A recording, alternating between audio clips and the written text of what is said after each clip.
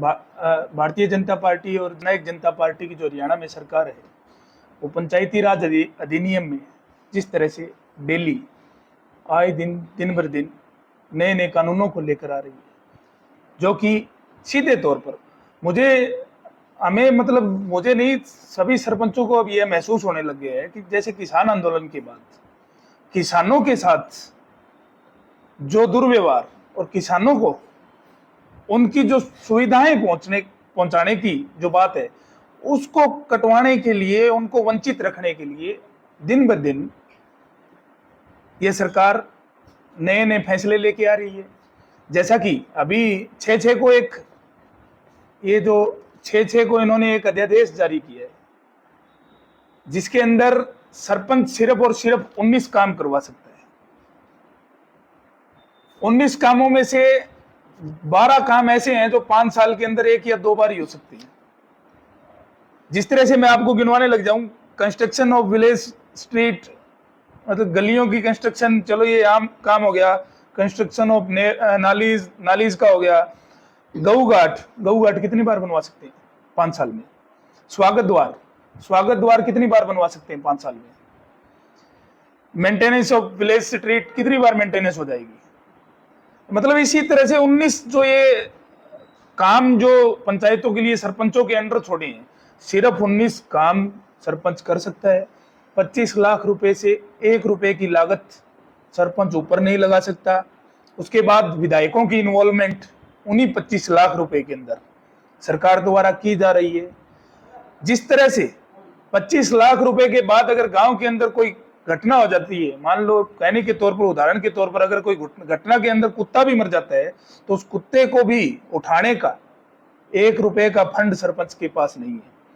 तो सभी, मैं ग्रामीण अंचल, आप लोगों के माध्यम से सभी ग्रामीण अंचल के जो मेरे साथी है, जो मेरे बुजुर्ग है, जो भी ग्रामीण अंचल से अपना संबंध रखता है, उनको बताना चाहता हूं कि जिस तरह से किसानों को गांव के खेतों में पानी की व्यवस्था करवाना, खाल के ऊपर से पुलियां बनवाना, ये सिर्फ सरपंच अच्छी तरह से जानता है कि कौन सी पुली कहां बनवानी है, कौन से खेत में किस खाले की जरूरत है। सरपंचों से यह अधिकार भी छीन लिए गए हैं। एक इन्होंने 10वीं पास सरपंच की, मतलब ग्रेजुएट सरपंच होने के लिए इन्होंने 2 साल की देरी चुनाव में पीछे करवाई थी, इस टर्म से पिछली टर्म में। ये 10वीं पास सरपंच तो ले आए और शिक्षा के क्षेत्र से सरपंचों को निकाला जा रहा है, क्योंकि सरपंच जाकर गांव के स्कूल के अंदर शिक्षा की मॉनिटरिंग नहीं कर सकता। गांव के अंदर अगर स्वास्थ्य सुविधाएं हैं, नागरिक अस्पताल है, उनके अंदर जाकर चेक नहीं कर सकता भी कौन सा डॉक्टर अवेलेबल है, कौन सा डॉक्टर नहीं अवेलेबल है, कौन एएनएम, कौन सा स्टाफ वहां पर है या नहीं है, किस चीज की दिक्कतें वहां आ रही है। मतलब उन चीजों से सरपंचों को निकाला जा रहा है। एक सरपंच होने के नाते मैं ये बात आप लोगों के माध्यम से हर एक व्यक्ति को, ग्रामीण अंचल के व्यक्ति को कहना चाहता हूं, क्योंकि जिस तरह से ये दिनों दिन अध्यादेश लेके आ रहे हैं, इनका मुख्य एजेंडा सिर्फ और सिर्फ यह है कि आज से 3 पहले भी ये सब चार्ज लगा रहे हैं, इलेक्ट्रिसिटी सब चार्ज लगा रहे हैं। गांव का हर एक नागरिक ईमानदारी के साथ बिल भरने का काम करता है, बिजली बिल भरने का। उस बिजली बिल के ऊपर सरकार सब चार्ज वसूल करती है ग्राम पंचायतों में विकास करवाने के नाम का। कहीं भी तहसील के अंदर रजिस्ट्री होती है, उस रजिस्ट्री का सब चार्ज सरकार द्वारा वसूला जाता है ग्राम पंचायतों में विकास कराने का काम। 3 सालों से यह हमारा जो ग्राम पंचायतों का जो सब चार्ज का जो पैसा है, वो कम से कम भी 7,000 करोड़ रुपया से 10,000 करोड़ रुपया जो सरकार के पास पेंडिंग पड़े है। सरकार की सीधे तौर पर यही मंशा है कि 7 से 10,000 करोड़ रुपया, ये नए नए आयाम, नए नए कानून, जो काले कानून जिनको मैं बोलूंगा, नई ये मतलब अधिनियम बनाकर इन 7 से 10,000 करोड़ रुपए को डकारने का काम करना सरकार की अहम मंशा बन चुकी है। क्योंकि जो 3 साल में नहीं दे पाई, अब पीआरआई का फंड है, पीआरआई का फंड जनगणना के आधार पर आता है, उस फंड को भी अभी तक किस्तें पेंडिंग पड़ी है ग्राम पंचायतों की।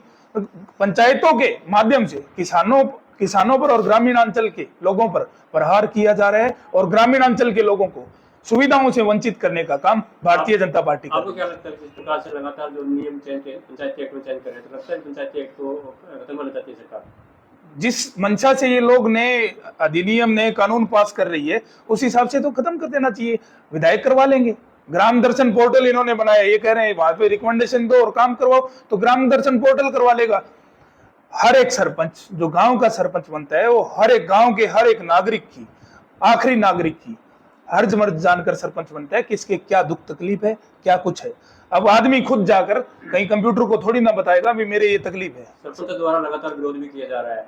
अब जिस प्रकार से अभी लेके आए, तो अब आगामी क्या रणनीति रहेगी? आगामी 9 तारीख को हमारा पानीपत के अंदर जो सरपंच और जितने सरपंच प्रतिनिधि है, ब्लॉक लेवल के जो अध्यक्ष बनाए गए हैं, उनको उनके साथ वार्ता कर मुझे लगता है अभी निर्णय तो एसोसिएशन के द्वारा लिया जाएगा।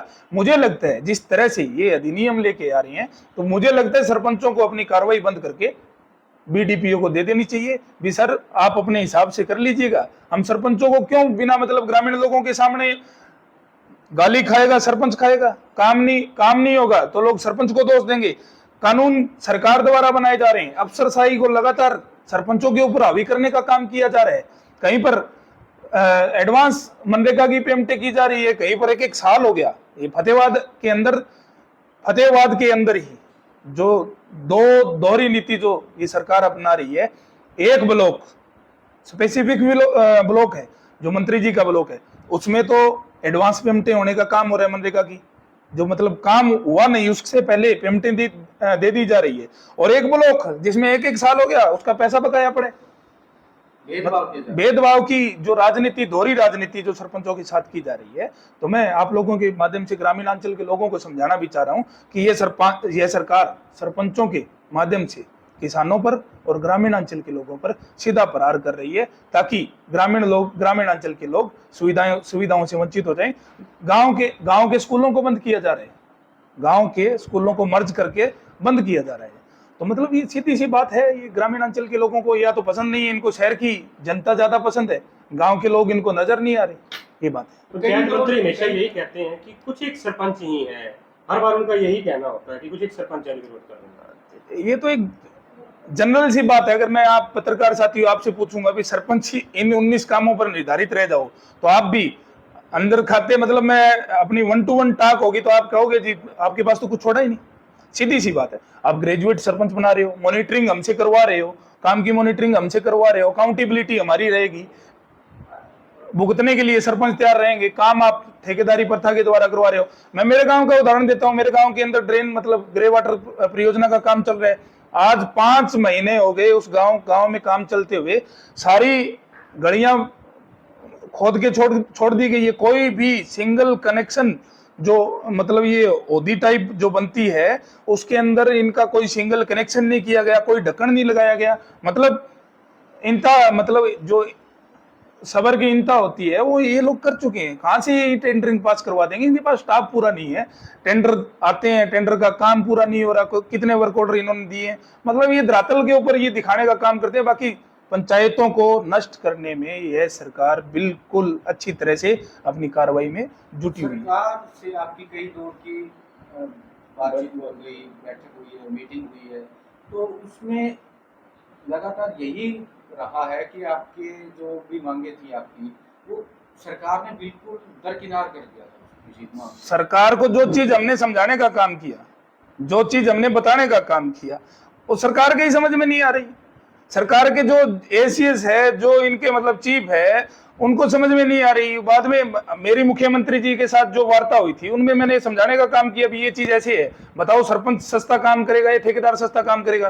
बोले इस मुद्दे पे बाद में बात करिए। सरपंच समझ नहीं पा रहे। ब्रिटिश के दुष्यंत चौटाला का आपने विरोध किया था, तो उस टाइम जब दुष्यंत चौटाला ने आपको मिलने का समय दिया था, लेकिन मुद्दे क्या है उन्हें पता था, तो वार्तालाप किया आपने? हाँ, मैंने जो हमारे से जो डाटा मांगा था वो उसी दिन शाम को हमने दे दिया था। मुख्यमंत्री माननीय दुष्यंत जी को देने का काम किया हमने। उसके बाद क्या? उसके बाद में अभी तक हमारे पास तो कोई रिप्लाई है नहीं। पता नहीं वो कागज गाड़ियों में कागज जाते हैं, पता नहीं कहाँ बैठक करने जा रहे हैं। पानीपत में हमारी बैठक है। पूरे हरियाणा के बड़ा निर्णय वास्तव में लिया जाएगा इस पर।